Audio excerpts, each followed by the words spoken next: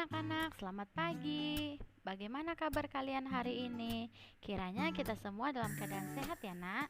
Nah, anak-anak, hari ini kita akan belajar bahasa Indonesia dari tema 3 dengan subtema Ayo Cintai Lingkungan. Nah, hari ini kita akan membahas tentang daftar pertanyaan wawancara, laporan wawancara, dan juga kesimpulan hasil wawancara. Mari simak penjelasan melalui video pembelajaran berikut.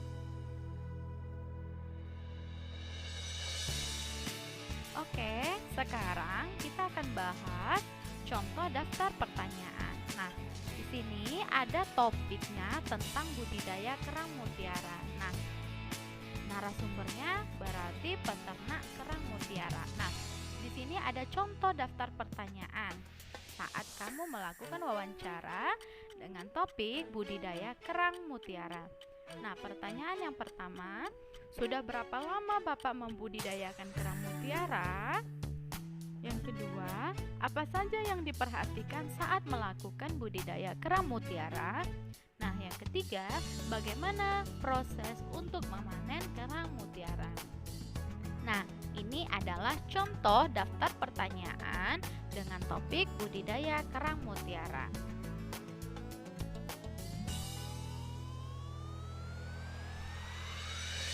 Nah, selanjutnya laporan wawancara. Masih ingatkah kamu cara membuat laporan wawancara? Nah, ada beberapa hal yang perlu diperhatikan. Yang pertama adalah topik wawancara. Yang kedua, narasumber. Yang ketiga, pewawancara. Yang keempat, waktu dan tempat wawancara. Yang kelima, hasil wawancara. Dan yang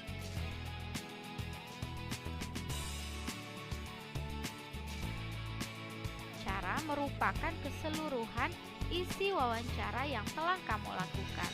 Nah, kesimpulan dapat ditulis dalam bentuk paragraf secara singkat dan jelas.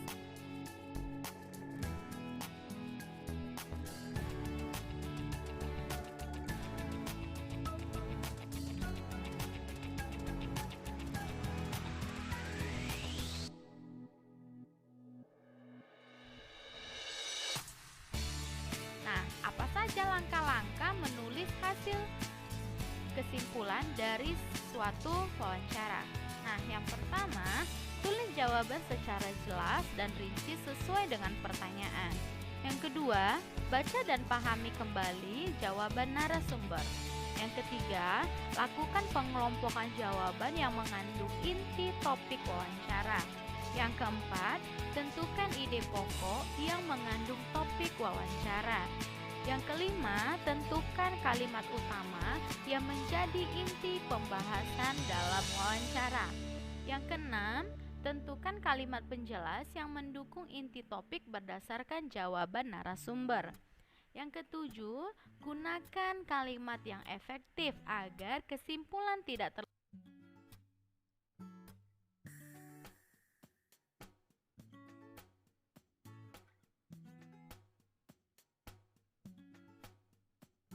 Hasil wawancara sebaiknya dipastikan kebenarannya dengan cara meminta tanggapan atau saran dari orang lain.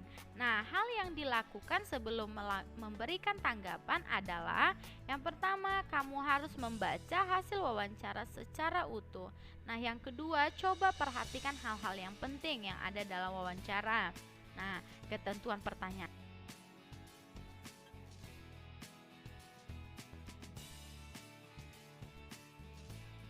saat memberikan tanggapan agar tidak menyinggung orang yang meminta tanggapan. Contohnya saja, menurut saya, pertanyaan tentang jumlah anggota komunitas peternak kambing etana tidak perlu dipertanyakan karena tidak sesuai dengan topik wawancara, yaitu budidaya kambing etawa. Bagaimana cara mempresentasikan laporan hasil wawancara? Nah, tujuan dari mempresentasikan hasil wawancara adalah membagi informasi kepada orang lain tentang wawancara yang telah kamu lakukan.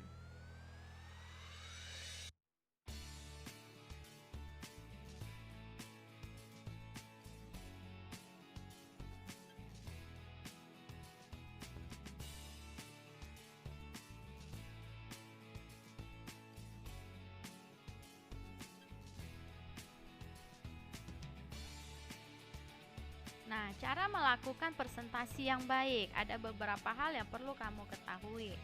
Nah, yang pertama, membuka presentasi dengan ucapan salam. Kedua, perkenalkan diri dan jelaskan maksud dan tujuan melakukan presentasi dengan bahasa yang santun. Kemudian, sampaikan laporan hasil wawancara sebaik mungkin.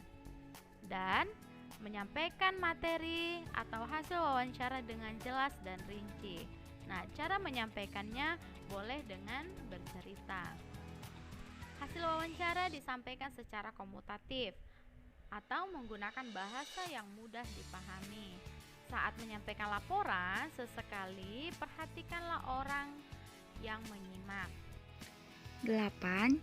Jika kesulitan untuk menghafal teks, sebaiknya kamu menggunakan catatan kecil berisi poin-poin hasil wawancara. 9. Presentasi diakhiri dengan ucapan terima kasih dan salam.